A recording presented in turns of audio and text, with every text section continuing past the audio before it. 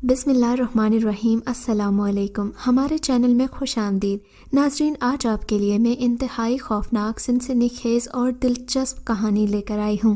لیکن کہانی شروع کرنے سے پہلے آپ سے گزارش ہے کہ اگر آپ ہمارے چینل پر نئے ہیں تو ہمارے چینل کو ضرور سبسکرائب کیجیے تاکہ آپ کو ہماری ویڈیوز سب سے پہلے ملیں۔ سردیوں کے دن تھے، میرا اسکول جانے کا بالکل بھی من نہیں کر رہا تھا، لیکن اسکول میں ایک اہم ٹیسٹ تھا جس کے لیے مجھے جانا ہی تھا۔ سو میں گھر سے نکل پڑی، مجبوری تھی اور کیا کرتی، لیکن موسم بہت خراب تھا۔ تھوڑی ہی دیر میں موسم کے تیور بدلنے لگے، لیکن تب تک میں گھر سے کافی دور آ چکی تھی۔ تبھی میری نظر ایک سبزی کی دکان پر پڑی جو صبح جلدی ہی کھل گئی تھی۔ عموماً اتنی صبح لوگ دکانیں نہیں کھولتے، لیکن میں نے دکان کھلی دیکھی تو خدا کا شکر ادا کیا، کیونکہ آندھی ابھی آنے ہی لگی تھی۔ تیز طوفانی بارش نے میرا آگے چلنا مشکل کر دیا۔ تب میں بھاگ کر سبزی کی دکان میں جا بیٹھی۔ خوش قسمتی سے وہاں ایک عورت اور اس کی بیٹی بیٹھی دکان چلا رہی تھیں۔ ان دونوں کو دیکھ کر مجھے خوشی بھی ہوئی اور حیرت بھی، کیونکہ اس علاقے میں زیادہ تر دکانوں کے مالک مرد ہی تھے، عورتیں خال خال ہی باہی نظر آتی تھیں۔ ان دونوں نے مجھے خوش آمدید کہا۔ وہ بہت خوش اخلاقی سے ملی اور میری خوب آؤ بھگت کی۔ ان کے پاس بسکٹ اور پانی تھا جو انہوں نے مجھے کھانے کو دیا۔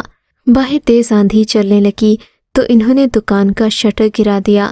میں بھی خود کو محفوظ تصور کر رہی تھی۔ وہ دونوں ماں بیٹی تھوڑی ہی دیر میں مجھ سے گھل مل کر باتیں کرنے لگیں۔ میں ان کے اخلاق سے متاثر ہوئی۔ تیز آندھی رکنے کا نام نہیں لے رہی تھی، یہاں تک کہ بارش مکمل طور پر شروع ہو گئی۔ اب تو میرے اسکول جانے کے امکانات صفر ہو گئے تھے، کیونکہ اتنی بارش میں کھمبوں سے بجلی کی تاریں نیچے زمین پر گرتی تو کرنٹ پھیلنے کا اندیشہ ہوتا۔ سو میں دبکی وہیں بیٹھی رہی۔ بوڑھی عورت نے مجھ سے چائے کا پوچھا۔ میں حیران ہوئی کہ یہ چائے کہاں بنائے گی۔ تب کہنے لگیں، ہم نے یہیں پر سارا انتظام کر رکھا ہے۔ دراصل کبھی کبھی کھانا پکانا یہیں پر جاتا ہے، گھر اکیلا ہے، وہاں تو جاتے ہوئے بھی ڈر لگتا ہے۔ بوڑھی کی آنکھوں میں یہ کہتے ہوئے نمی اتر آئی۔ کیوں خالہ جی، کیا آپ کے گھر میں آپ کے میاں جی نہیں ہیں؟ نہیں بیٹی، وہ تو 10 سال پہلے ہی فوت ہو گئے تھے۔ اس کے بعد میں، میرا بیٹا اور بیٹی اکیلے رہتے تھے۔ کیا مطلب؟ اب آپ کا بیٹا کہاں ہے؟ میں نے اور سوال کیا۔ مت پوچھو، بوڑھی کی آنکھوں سے باقاعدہ آنسو بہنے لگے۔ زندگی نے میرے ساتھ بہت برا مذاق کیا ہے۔ بوڑھی عورت یہ کہتے کہتے رو پڑی۔ خدا نہ کرے آپ کے ساتھ برا ہو۔ کیا آپ مجھے بتا سکتی ہیں کہ کیا ہوا؟ ہو سکتا ہے میں آپ کی کوئی مدد کر سکوں۔ میں نے بوڑھی سے کہا۔ نہیں بیٹی، تم کیا میری مدد کرو گی؟ تم تو خود ایک معصوم سی بچی ہو۔ بوڑھی نے میرے ہاتھ اپنے ہاتھوں میں لیتے ہوئے کہا تو مجھے ان کی شکل میں اپنی ماں کی صورت نظر آئی۔ میری ماں جی بھی مجھ سے بہت پیار کرتی تھیں، مگر کچھ 2-3 ہفتوں سے ان کی صحت صحیح نہیں تھی۔ خیر میں دوبارہ اپنے حال میں آ گئی۔ بوڑھی سے پوچھا۔ وہ کہنے لگی کہ وہ خود کو بہت اکیلا محسوس کرتی ہے۔ پھر اس نے اپنی وہ کہانی سنائی جس نے میرے نظریات ہمیشہ کے لیے تبدیل کر دیے۔ بیٹی، یہ دکان دیکھ رہی ہو نا، یہ میرے مرحوم شوہر کی ہوا کرتی تھی، بوڑھی نے کہا۔ ان کے جانے کے بعد میں نے اپنے بیٹے سے کہا کہ اب یہ دکان تمہیں سنبھالنا ہوگی۔ میرا بیٹا پڑھائی میں بھی ذہین تھا، اس نے کبھی کسی کے ساتھ بدتمیزی سے بات نہ کی تھی، سو اسکول میں اساتذہ بھی اس کے ساتھ عزت سے پیش آتے۔ میں اپنے بیٹے کی ترقی پر خوش تھی، کیونکہ سبزی کی دکان چلنے لگی تھی۔ مگر ایک دن ایک ایسا واقعہ ہوا جس نے مجھے فکر میں مبتلا کر دیا۔ رات کے تقریباً 8 بج گئے تھے، ابھی تک میرا بیٹا گھر نہیں آیا تھا۔ میں نے 2-3 بار گلی سے لڑکے کو بھی بھجوایا، کہا کہ جا کر ماجد سے کہو کہ گھر آ جائے، مگر ماجد گھر نہیں آیا۔ یہاں تک کہ رات کے 12 بج گئے۔ میں اس کا انتظار کرتے بیٹھی رہی۔ 12 بجے کے قریب وہ دروازے کے اندر داخل ہوا تو اس کی حالت عجیب سی تھی۔ میں اسے دیکھ کر پریشان ہو گئی۔ ایسا لگ رہا تھا جیسے وہ برسوں کا تھکا ہارا ہو۔ میری بات پر اس نے میرے سلام کا جواب بھی نہیں دیا اور اندر اپنے کمرے میں چلا گیا۔ مجھے اپنے بیٹے کی اس حالت پر پریشانی ہوئی۔ میں اس کے کمرے میں گئی، اس کے ماتھے پر ہاتھ رکھا تو وہ بخار میں تپ رہا تھا۔ بیٹے تم کہاں سے آ رہے ہو؟ کیا کہیں سردی لگ گئی؟ میں نے اس سے سوال کیا مگر اس نے میری بات کا کوئی جواب نہیں دیا۔ کافی دیر میں اس کا سر سہلاتی رہی۔ پھر جب اس نے کوئی جواب نہیں دیا مجھے یقین ہو گیا کہ اب وہ سو گیا ہے تو میں اس کے کمرے سے نکل آئی، مگر کمرے سے نکلتے وقت مجھے ایسا لگا جیسے کسی نے زور سے اس کے کمرے کا دروازہ بند کیا ہو۔ اس وقت ماجد سو رہا تھا، تو یہ بہت عجیب بات تھی کہ اس کے کمرے کے دروازے خود بخود بند ہو گئے۔ میں نے دوبارہ پیچھے مڑ کر دروازہ کھولنے کی کوشش کی تو میری حیرت کی انتہا نہ رہی کہ دروازہ اندر سے بند تھا۔ میں حیران پریشان وہیں کھڑی دروازہ پیٹنے لگی۔ کافی دیر دروازہ کھٹکھٹانے کے بعد ماجد نے کنڈی کھولی۔ اس کی آنکھیں لال سرخ ہو رہی تھیں، لگ رہا تھا کہ جیسے جلتے ہوئے انگارے ہیں۔ وہ مجھے یوں غصے سے گھور رہا تھا کہ میں نے کوئی بہت بڑی غلطی کر دی ہو۔ کیا ہے اماں، مجھے سونے دو، ماجد نے انتہائی رکھائی والے لہجے میں کہا۔ ہاں بیٹے سو جانا، مگر تمہاری طبیعت کچھ ٹھیک نہیں ہے، میں نے ڈرتے ڈرتے پوچھا۔ سچ پوچھئے تو اس وقت مجھے ماجد کے سائے سے بھی ڈر لگ رہا تھا۔ اس کی آنکھیں باہر کو آ رہی تھیں اور ان میں سرخ ڈورے تھے۔ میں مزید ماجد کے کمرے میں نہیں رکی اور اپنے کمرے میں آ گئی۔ میں سوچنے لگی کہ آخر میرے بیٹے کو بیٹھے بٹھائے کیا ہو گیا؟ ضرور دکان میں کسی نے مسئلہ کیا ہوگا۔ انسان کے سر پر باپ کا سایہ نہ ہو تو زمانہ خامخواہ بے رحم ہو جاتا ہے۔ مجھے اپنے بیٹے کی بہت فکر تھی، مگر صبح اٹھنے سے پہلے ہی وہ گھر سے جا چکا تھا۔ میں اسے ناشتے کا بھی پوچھ نہ سکی۔ مجھے بہت پریشانی تھی۔ میرا بیٹا صبح کے 2 بجے پھر گھر آیا۔ اب اس کی حالت کچھ بہتر لگ رہی تھی، بلکہ چہرے سے خوشی چھلک رہی تھی۔ اسے گھر کے اندر آتا دیکھ کر میں خوش ہو گئی۔ کیسے ہو میرے لال؟ میں نے آگے بڑھ کر اس کا ہاتھ تھام لیا۔ امی جان، آج میں بہت خوش ہوں، اتنا خوش کہ آپ کو بتا نہیں سکتا۔ ماجد کی آواز میں واقعی خوشی چھلک رہی تھی۔ بیٹے اللہ تمہیں ہمیشہ خوش رکھے۔ کیا ہوا ہے؟ کیا کوئی خوشی کی بات ہے؟ ہاں ماں، خوشی کی بات تو ہے، لیکن میں آپ کو ابھی نہیں بتاؤں گا۔ میں جانتا ہوں آپ کو یہ بات تھوڑی اچھی نہیں لگے گی، ماجد نے سر جھکا کر کہا۔ میں نے بھی زیادہ اصرار نہیں کیا کیونکہ میں اپنے بیٹے کو خوش دیکھنا چاہتی تھی، مگر اس کا انداز بتا رہا تھا کہ وہ ضرور مجھ سے کچھ چھپا رہا ہے۔ پر میرے لیے اتنا ہی کافی تھا کہ وہ آج خوش تھا، اور یہ پورے 1 دن کے بعد ہوا تھا۔ خیر اس دن کے بعد سے میرا بیٹا دوپہر کو ہی گھر آ جاتا، مگر اس کے پاس معمول سے زیادہ روپے بھی ہوتے اور وہ کھانا بھی کھا کر آتا۔ مجھے لگ رہا تھا کہ وہ دکان سے سستی چیزیں بیچ کر جلدی جلدی گھر آ جاتا ہے، اپنی مرضی کے پیسے خرچ کرتا ہے اور مجھے بھی کچھ نہیں بتاتا، مگر میرا اندازہ غلط ثابت ہوا۔ اتوار کے دن میں دکان پر گئی تو کافی سارا مال دکان میں رکھا تھا۔ ایسا لگتا تھا کہ میرا بیٹا خوب محنت کر رہا ہے، تبھی تو دکان اتنی چمک رہی تھی۔ سارا سامان ضرورت کا موجود تھا، بلکہ اب تو ماجد نے آٹا، دال اور چینی بھی رکھنا شروع کر دی تھی۔ مجھے خوشی ہوئی، تبھی میں نے اس سے زیادہ پوچھ گچھ نہیں کی، مگر انسان کبھی کبھی اپنی آزادی میں یہ بھی بھول جاتا ہے کہ اس کے لیے کیا اچھا ہے اور کیا برا۔ اب میرا بیٹا جب بھی گھر آتا اس کے ہاتھ میں ایک خاکی رنگ کا لفافہ ہوتا جسے وہ اپنی الماری میں رکھ دیتا۔ میں اگر اس سے پوچھتی تو وہ مجھے کچھ نہ بتاتا۔ ایک دن ماجد اپنے کسی کام سے کمرے سے باہر گیا، کمرے کا دروازہ کھلا چھوڑ گیا تھا۔ تب میں نے جلدی سے جا کر اس کی وہی الماری کھولی جس میں خاکی رنگ کے لفافے پڑے تھے۔ میں نے سارے لفافے باری باری کھول کر دیکھے، ان سب میں اچھی خاصی رقم پڑی تھی۔ مجھے خوشی بھی ہوئی، حیرت بھی اور تجسس بھی کہ میرے بیٹے نے اتنے سارے روپے کہاں سے لائے، کیونکہ عام سی سبزی کی دکان سے اتنے پیسے کمانا فی الحال ممکن نہیں تھا۔ میں نے اپنے بیٹے سے پوچھا تو اس نے مجھ سے الٹا ناراضگی ظاہر کی کہ اس کے جانے کے بعد میں نے اس کی الماری کیوں دیکھی۔ بہرحال اب میں اس پر نظر رکھنے لگی تھی، کیونکہ وہ اکثر گھر سے باہر رہتا اور جب بھی آتا خوشبو میں لپٹا ہوتا۔ اس کے پاس خاکی رنگ کے لفافے ہوتے اور وہ بلا وجہ مسکراتا رہتا۔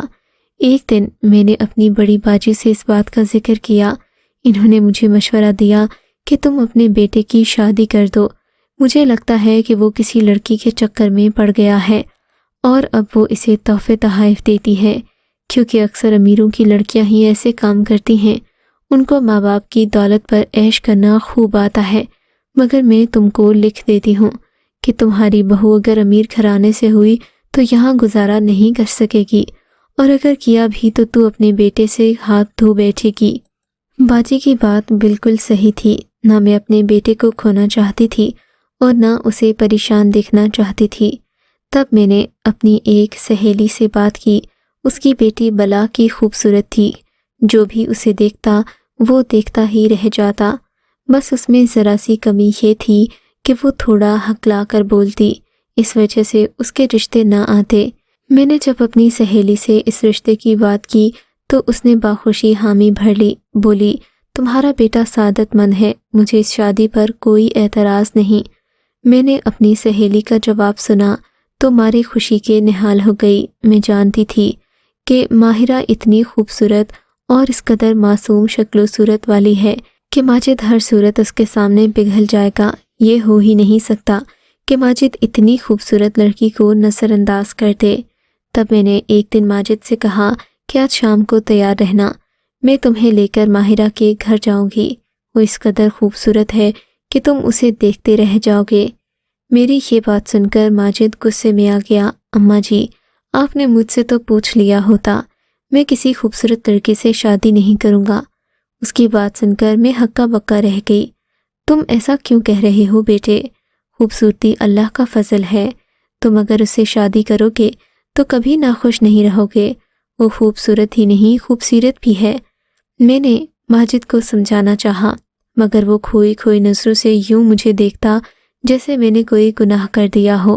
بہرحال اس نے تو میری سہیلی کے گھر جانے سے انکار کر دیا۔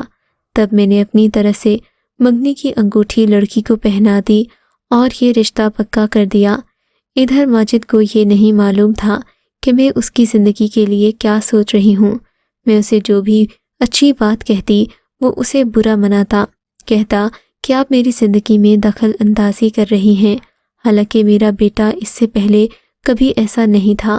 اس نے ایسی بات مجھ سے وہ بھی اس لہجے میں نہیں کی تھی جس لہجے میں وہ آج کل باتیں کرنے لگا تھا، مگر میں نے ہوش مندی سے کام لیا اور اسے کہہ دیا کہ اگر تم صرف ایک بار چل کر اس لڑکی کو دیکھ لو تو اس کے بعد میں ضد نہیں کروں گی۔ میری بات پر ماجد بھی مان گیا۔ جب ہم لوگ رشتے والے گھر پہنچے، لڑکی کو دیکھتے ہی ماجد کی حالت عجیب ہو گئی، اس کی آنکھیں باہر کو آنے لگیں اور منہ سے جھاگ نکلنے لگا، اس کا غصہ جیسے ساتویں آسمان کو چھو رہا تھا۔ میں نے ان لوگوں سے معذرت کی اور ماجد کو گھر لے کر آ گئی۔ مجھے بہت برا لگ رہا تھا کہ ماجد نے میری سہیلی کے سامنے میری عزت بھی نہ رکھی اور اپنے پاگل پن کا اظہار کر کے ایک اچھا رشتہ ہمیشہ کے لیے کھو دیا۔ اس بات کا مجھے بہت افسوس تھا، مگر کیا کر سکتی تھی۔ مجھے میری ایک دوست نے مشورہ دیا کہ تم اپنے بیٹے کا روحانی علاج کرواؤ، کیونکہ جو حالت اس کی ہے یہ عام لوگوں کی نہیں ہوتی، ضرور اس کے ساتھ کوئی ایسا مسئلہ ہے جس پر اس کا اختیار نہیں۔ نائمہ کی بات صحیح تھی، میں نے اپنے بیٹے کی اندر ہی اندر خبر لینا شروع کر دی۔ تب مجھے واقعی میں یہ معلوم ہوا کہ اس کی دکان پر کوئی لڑکی تو دور کی بات، کوئی بوڑھی عورت بھی نہیں آتی۔ ظاہر ہے ہمارا علاقہ ہی ایسا تھا جہاں عورتیں گھر سے کم ہی باہر نکلتی تھیں۔ اس بات کی تصدیق تو ہو چکی تھی کہ ماجد سے کوئی لڑکی ملنے نہیں آتی، بلکہ یہ ساری اس کی خود ساختہ باتیں ہیں۔ آس پاس کے دکانداروں کا یہ بھی کہنا تھا کہ ماجد دن بھر اشاروں میں کسی سے باتیں کرتا رہتا ہے۔ کئی لوگ ماجد کو پاگل سمجھنے لگے تھے اور اس بات کا مجھے بہت دکھ تھا، کیونکہ ماجد میرا اکلوتا بیٹا تھا، اس کے علاوہ اس دنیا میں میرا کوئی نہیں تھا۔ خیر، ان حالات میں مجھے صبر و تحمل سے کام لینا تھا۔ تبھی میں نے اپنے جاننے والے ایک مفتی صاحب سے بات کی، انہیں ساری صورتحال سے آگاہ کیا اور بتایا کہ میرے بیٹے کی حالت ان دنوں کچھ اچھی نہیں، لگتا ہے کہ اس پر کسی آسیب کا سایہ ہے۔ مفتی صاحب میرے مرحوم شوہر کے بہت اچھے دوست تھے، انہوں نے مکمل تعاون کا وعدہ کیا اور کہنے لگے میں کل ہی آپ کے گھر آؤں گا، آپ اپنے بیٹے سے کہیے کہ نماز کی پابندی کرے۔ کل آ کر دیکھوں گا کہ اسے کیا مسئلہ ہے، مجھ سے جو ہو سکا میں انشاءاللہ کروں گا۔ میں نے ان کا شکریہ ادا کیا اور گھر آ گئی۔ ان دنوں میرے بیٹے کی حالت عجیب سے عجیب تر ہوتی جا رہی تھی۔ وہ بات کرتا تو چہرے پر دیکھنے کی بجائے خالی خلاؤں میں گھورتا رہتا۔ اس کی یہ بات میرے لیے بہت اذیت ناک تھی۔ میں جتنا کوشش کرتی وہ مجھ سے اتنا ہی دور ہوتا جاتا، مجھ سے کسی بات کا ذکر نہ کرتا۔ خیر وہ آخری دن تھا، رات بھر میں دعائیں کرتی رہی، اللہ تعالیٰ سے اپنے بیٹے کی صحت کی دعا مانگتی رہی۔ خدا خدا کر کے وہ رات میں نے گزار دی۔ صبح ہوئی تو میں مفتی صاحب کو لینے ان کے گھر چلی گئی۔ وہ ناشتہ وغیرہ کر کے بیٹھے ہی تھے۔ میں گئی تو ان کو ساتھ لیے گھر آ گئی، لیکن جیسے ہی میں نے گھر کا دروازہ کھولا اندر سے چیخوں کی آواز آ رہی تھی۔ میری بیٹی دوڑتی ہوئی دروازے تک آئی۔ اس کی سانس پھولی ہوئی تھی، اس کے چہرے سے لگ رہا تھا کہ وہ بہت ڈری ہوئی ہے۔ کہنے لگی، امی جان جلدی سے اندر چلیے۔ میں اپنی بیٹی کے ساتھ دوڑی دوڑی اندر کمرے تک گئی تو میں اور مفتی صاحب یہ دیکھ کر حیران رہ گئے کہ ماجد کے کمرے میں چارپائی کے آس پاس اس طرح بلیاں گھیرا ڈالے بیٹھی تھیں جیسے اس کی حفاظت پر مامور ہوں۔ وہ کالی اور کچھ سفید بلیاں تھیں جن کی آنکھیں بھورے اور لال رنگ کی تھیں۔ وہ ہمیں یوں گھور رہی تھیں جیسے ابھی ہمیں چیر پھاڑ کر کھا جائیں گی۔ مولوی صاحب نے دیکھا تو بولے، لگتا ہے تمہارا بیٹا اس آصف کے ساتھ خود بھی دوستی جیسے تعلق میں رہا ہے، تبھی تو اب وہ اس کی حفاظت کرنے آ گئے ہیں، ورنہ ایسے موقعوں پر جنات ڈر کر بھاگ جاتے ہیں۔ وہ بلیاں ہمیں خونخوار نگاہوں سے دیکھ رہی تھیں۔ میں نے اپنے بیٹے کو دیکھا، وہ چارپائی پر چپ لیٹا چھت کی طرف دیکھ کر گھورے جا رہا تھا۔ مولوی صاحب نے اپنا عمل شروع کیا۔ بلیوں کی چیخو پکار بھی شروع ہو گئی۔ ان کی چیخوں سے پورا گھر گونج اٹھا۔ ان کی آواز اس قدر بھیانک تھی کہ مجھے بہت ڈر لگ رہا تھا۔ میری بیٹی تو ڈری سہمی ایک کونے میں بیٹھی تھی۔ مولوی صاحب کافی دیر تک عمل کرتے رہے۔ تھوڑی دیر کے بعد جب بلیاں خاموش نہ ہوئیں تو انہوں نے مجھے 1 کلو گوشت لانے کا کہا۔ میں جلدی سے بھاگ کر رشید پولٹری فارم والے سے 3-4 مرغیاں ذبح کروا کر لے آئی۔ ان کا گوشت مولوی صاحب کے سامنے لا کر رکھا۔ مولوی صاحب نے کچے گوشت پر کچھ پڑھ کر پھونکا اور بلیوں کو پھینک دیا۔ دیکھتے ہی دیکھتے بلیاں گوشت پر ٹوٹ پڑیں اور اسے بھنبوڑ کر کھانے لگیں۔ گوشت کھا کر جب بلیاں فارغ ہوئیں تو ان کی چال میں لڑکھڑاہٹ تھی، پھر دیکھتے ہی دیکھتے وہ زمین پر ڈھیر ہو گئیں۔ مولوی صاحب نے مجھے حکم دیا کہ ان بلیوں کو اٹھا کر گھر کے باہر پھینک دوں۔ میں نے ایسا ہی کیا، سب بلیوں کو گھر کے باہر پھینک دیا۔ مولوی صاحب اپنا کام کر کے چلے گئے، بولے، صبح تک تمہارا بیٹا ہوش میں آ جائے گا، انشاءاللہ اللہ خیر کرے گا۔ ان کے تسلی دینے سے میرے دل کو کچھ سکون ملا، مگر جب صبح اٹھی تو ماجد مجھے چھوڑ کر اس دنیا سے بہت دور جا چکا تھا۔ میں نے دیکھا اس کا رنگ زرد پڑا تھا اور وہ اپنی چارپائی پر آنکھیں موندے یوں سو رہا تھا جیسے اس نے کبھی آنکھ کھولی ہی نہ ہو۔ میں اپنے بیٹے کا وہ چہرہ یاد کر کے آج بھی روتی ہوں۔ خدا اس مخلوق کو تباہ کرے جس نے میرے بیٹے کی زندگی مجھ سے چھین لی۔ یہ کہہ کر وہ بوڑھی عورت رونے لگی۔ میں اس کا حوصلہ دیکھ کر حیران رہ گئی کہ اس مردوں کے معاشرے میں بھی وہ اپنی دکان کامیابی سے چلا رہی تھی۔ اگرچہ اس کے ساتھ یہ واقعہ پیش آیا مگر اس نے ہمت نہیں ہاری اور بیٹی کے ساتھ اپنی زندگی کی گاڑی گھسیٹتی رہی۔ ان کی کہانی ختم ہو چکی تھی، تب تک موسم بھی صاف ہو گیا۔ میں نے ان کا شکریہ ادا کیا اور دکان سے باہر آ گئی۔ شاید اب مجھے اپنے گھر واپس جانا تھا۔ اگر آپ کو یہ کہانی اچھی لگی ہے تو اس ویڈیو کو لائک کیجیے اور اس طرح کی مزید ویڈیوز دیکھنے کے لیے ہمارے چینل کو سبسکرائب کیجیے۔ اور ہاں، اگر آپ کی کسی دوست، رشتہ دار یا بہن کے ساتھ خدا نہ کرے ایسا کوئی واقعہ پیش آیا ہے تو ہمیں کامنٹ سیکشن میں اس کے بارے میں ضرور بتائیے۔